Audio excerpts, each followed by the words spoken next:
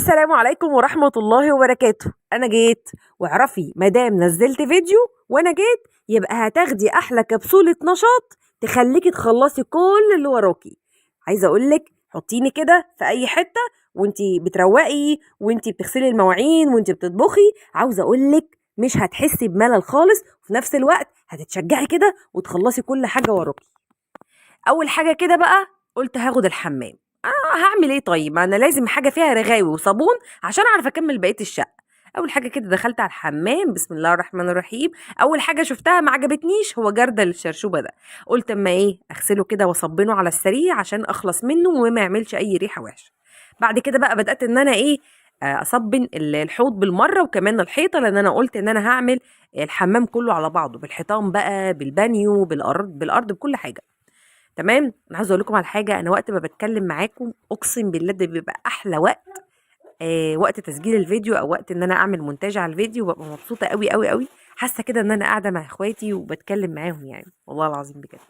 المهم غسلت بقى كده بقيه الحيطه ورغاوي بقى بصابون، صابون كتير. وعاوزه اقول لكم معلش هتلاقوا طرطشه ميه كتيره جدا جدا في الفيديو. انا من هواة طرطشه الميه، انا بحب كده، انا بحب طرطشه الميه وانا كده مش عارفه، حتى من صغري بحب جدا طرطشه الميه، وبحب لما كنت اجي اغسل الحمام في بيتنا افضل كده طرطش ميه في الحمام كله، مهم ان انا احس بالنظافه بس. هنا بقى بدات ان انا كده اغسل الحيطان، اصبن برضو الحيطان كلها، هاخد الحيطان كلها داير ما يدور. وبصوا بقى طرطشه الميه، بحب جدا طرطشه الميه والله العظيم. يعني ممكن اقعد اغسل في الحاجه كتير بس احس ان هي نطفت كده تمام، انا كده ببقى تمام يعني. قلت برضو اغسل الحته اللي جنب الحمام دي. انا كنت يعني عامله الحمام بس بقاله مثلا قولي يعني 4 ايام او حاجه، فحسيت برضو ان انا مش مرتاحه فيه، فقلت لا، قومي كده صبيني الحمام واخلصي منه، هتحسي براحه نفسيه. يعني عاوزه اقول لكم ان احنا لو اوضه في الشقه مش نظيفه، لا بحس ان انا مخنوقه، افضل رايحه جايه عماله ابص عليها، رايحه جايه عماله ابص على الاوضه لحد ما امسكها اروقها وانضفها، وبعد كده خلاص ارتاح بقى وافضل قاعده. هنا بقى كنت بصبن الجزء بتاع الحنفيه بتاعه البانيو، انا كده كده خلاص، انا كده كده صبنت البانيو. جيت بقى عند الحيطه كده وخلاص صبنتها هي والحنفيه. وجي بقى وقت طرطشه الميه، طرطشي بقى طرطشي زي ما انت عايزه، مش نضفتي طرطشي زي ما انت عايزه. هنا بقى عملت كده بالميه كده البانيو بالحيطه بكل حاجه. كل ما بعمل حاجه اول باول على طول يعني برشها بالميه عشان خاطر، او بنضفها عشان خاطر ايه اخلص منها. هنا بقى جيت كده وصبنت برضو الحمام، انا كده كده كنت عاملاه يعني قبلها بيوم على ما اظن، فانا قلت اصبنه كده من بره كده ياخد التصبينه المحترمه. يعني اشمعنى هو، قلت له والنبي ما انا مزعلاك. رحت برضو صبنته وحان الوقت، او حان وقت طرطشه الميه. رشيت بقى على الحيطه وكله خلاص، انا مش خلصت الحيطان كلها بالحوض بقى بالبانيو. جينا بقى لوقت الارض، اكتر حته بحبها، اكتر حته بحب ان انا احط فيها كده كميه صابون كتير، وابدا بقى ان انا ايه ادعك بقى الارض دعكه محترمه. لان طبعا لو انت دخلتي الحمام والارض بتاعته مش نظيفه، عايزه اقول لك نفسيتك هتبقى مش احسن حاجه. هنا بقى صبنت برضو كده الحمام، جبت كل الحتت، والحته بتاعه الحوض دي برضو انا كده كده كنت عاملاها مع الحمام. فقلت بالمره كده زدنا في دقيقنا. وهنا بقى معلش، هنا طرطشه الصابون والرغاوي، معلش انا كنت بلعب يا جماعه، معلش يعني قررت ان انا انزل يعني كل كميه الصابون اللي في الطبق دي احطها في الحمام، وافضل بقى ايه ادعك بقى في الحمام. معلش انا اللحظات بتاعت الرغاوي والصابون والميه والكلام ده كله انا بحبه قوي قوي قوي، فسامحوني. هنا بقى كنت بنزل بقى خلاص كده كميه الصابون كلها. بصوا بقى ده شكل الحمام بعد ما خلص، بالله عليكم مش حاسين ان نفسيتكم بقت احسن؟ خلصنا بقى من الحمام وخلاص خلصنا، جينا بقى على المواعين. خلصت، انا قلت اخلص الحمام والمطبخ، اخلص المطبخ وابدا بقى ان انا ايه ادخل في بقيه الشقه. وما كنتش عارفه ساعتها هقدر ان انا ادخل في بقيه الشقه ولا لا، لان كان ورايا محشي، وهنشوف كل حاجه مع بعض، كل حاجه هوريها لكم بالتفاصيل كانكم معايا بالظبط. فكان ورايا محشي، فقلت مش عارفه بصراحه، انا ساعتها ما كنتش قادره اقف على رجلي والله، عشان كنت بعمل برضو حاجات تانية في الشقه. فقلت اغسل المواعين بقى واظبط كده المطبخ، واشوف في عالم هقدر ان انا اعمل بقيه الشقه ولا لا، لان طبعا الشقه كانت برضو عايزه مسحه وكنسه كده على السريع. وانا برضو حتى في الشقه، يعني انا وانا في الشقه برضو بحب طرطشه الميه في الارض. احب ان الارض كده كلها تكون متغرقه ميه، اخد والم كل التراب. ما بحبش ان انا استخدم المقشه الصراحه. فهنا بقى قلت كده ايه، اخلص اصب حبه المواعين اللي في الحوض دول واخلص منهم. وكده كده خلاص، ما دام انت خلصتي المواعين في الحوض، اعرفي ان انت كده المطبخ خلاص بتاعك كله خلص.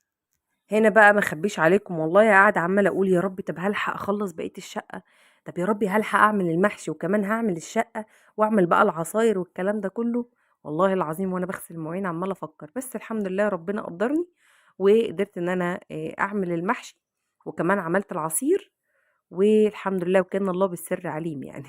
ما قدرتش بصراحه اكمل بقيه الشقه، بس هنزل لكم باذن الله روتين تاني للشقه كلها، بس الروتين هيبقى حلو يعني باذن الله.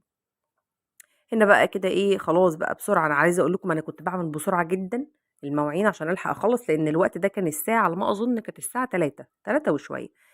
وقت رمضان قبل المغرب ده بيعدي هوا يعني، طول اليوم طويل، لكن قبل المغرب بحس ان يعني فاهمين حد بيجري ورانا، بنبقى عايزين نخلص كل حاجه، وعلى فكره ما بنلحقش برضو يعني على اذان المغرب يبقى بقى الاكل لسه خلصان.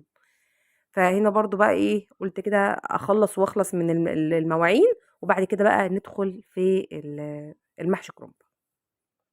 محشي كرنب ايه؟ لا مش محشي كرنب، انا نسيت، المحشي المشكل، معلش.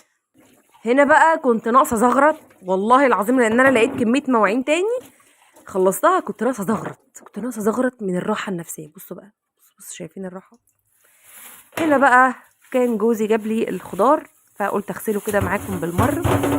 جاب لي شويه الطماطم والفلفل والبتنجان، وانا بحب اعمل الاكل يوم بيومه عشان بس اكون صريحه، ما بحبش اعمل الاكل اليومين ورا بعض، بحب اعمل الاكل بيومه، فبجيب كميات صغيره على قد اليوم. هنا بقى كنت بغسل الطماطم والفلفل. اهم حاجه يا جماعه لما تيجي تغسلوا الخضار، انا هنا عشان مسرعه لكن انا بغسل الخضار يعني بتأني شويه. لو حد عنده وسواس الحاجه ان هي تتغسل لحد الاخر وارجع اعيد عليها تاني، انا مش عارفه الحاجه دي طبيعيه ولا لا، بتضايق منها قوي ساعات لان الحاجه تفضل تتغسل في ايديا كتير، مش عارفه الحقيقه اعمل ايه في الموضوع ده، لازم الموضوع ده يتحل يعني. الحمد لله هنا كنت خلصت غسيل الخضار. عملت ايه بقى على السريع كده بسرعه بسرعه، رحت جايبه حله على النار وحطيت فيها كده حته من السمنه، تمام. وهنزل بقى على حته السمنه، استنى بس تسيح، وهنزل بقى على حته السمنه دي بشويه بصل، على 4 فصوص توم او 3 فصوص توم، وعليهم بقى قرن فلفل حراق كده، ده لو انت بتحبي في خلطه المحشي. بس عايزه اقول لك قرن الفلفل الحراق ده بيدي خلطه المحشي طعم رهيب.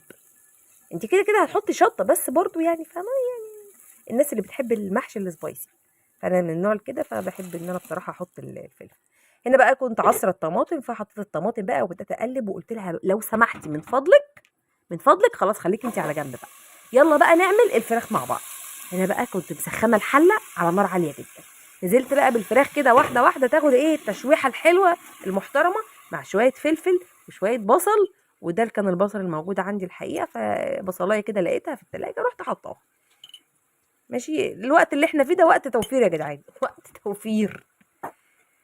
هنا بقى حطيت كده معلقه برضو من الفلفل الاسود، وبدات ان انا اقلب بقى في الفراخ كده حبه بحبه، وهسيبها بقى على النار لحد ما توصل للشكل اللي انتوا شايفينه ده. بصوا بقى هنا بقى كنت حطيت كده الميه، وحسيت ان الميه قليله، فهرجع دلوقتي ان انا احط شويه كميه ماء بس كده. حطيت بقى كميه الميه، قلت لها لو سمحتي خليكي بقى على النار لحد ما اشوف اللي ورايا. هنا بقى الحمد لله كانت الصلصه خلصت والفراخ خلاص قربت تخلص، والميه اللي هناك دي ميه سلق الورق العنب، فالحمد لله خلصتهم كلهم. هنا بقى فكرت كده قلت يعني خلاص الوقت كده بيقذف مني، طب انا ما عملتش العصير. قطعت كده شويه فراوله كنت مخزناهم يعني، وقطعتهم كده وحطيتهم في الخلاط، وبعد كده بدات ان انا احط كده شويه من الميه وشويه برضو من السكر. ما بحبش السكر كتير، بس مش عارفه حطيت سكر كتير ليه، بس ما علينا، طلعت حلوه والله في الاخر مظبوطه.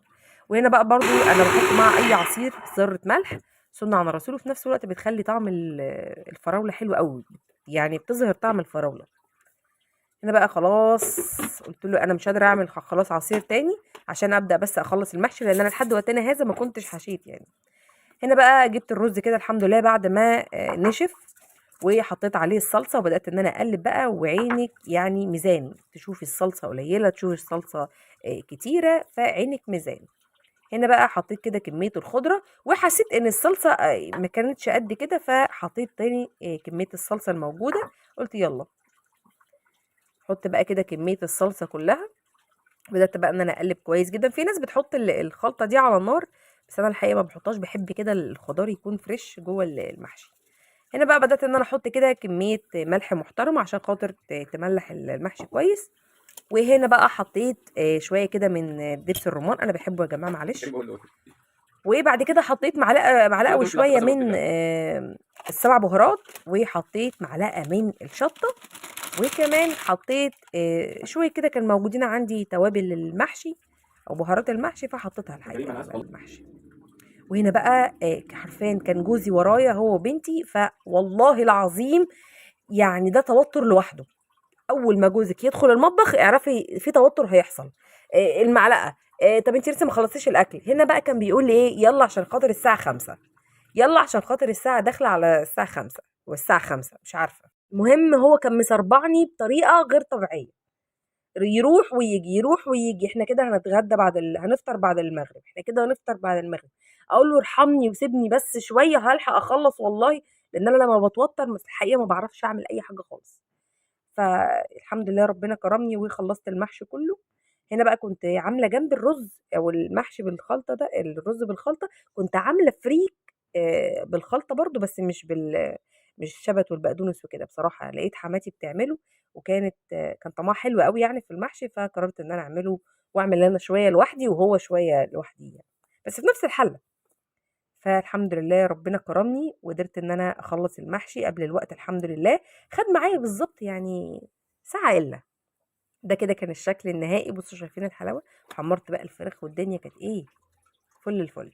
هنا بقى الحمد لله كان وقت الفطار، فحطيت بقى عصير كده الفراوله، وطبعا حطيت لي المقروضه الصغيره برضو نفس الكوبايه، يعني ما خدتش كل الكوبايه دي الحقيقه. فده كده بصوا، بصوا شوفوا جايباها من تحت ازاي. بصوا بقى الجمال الحلاوه.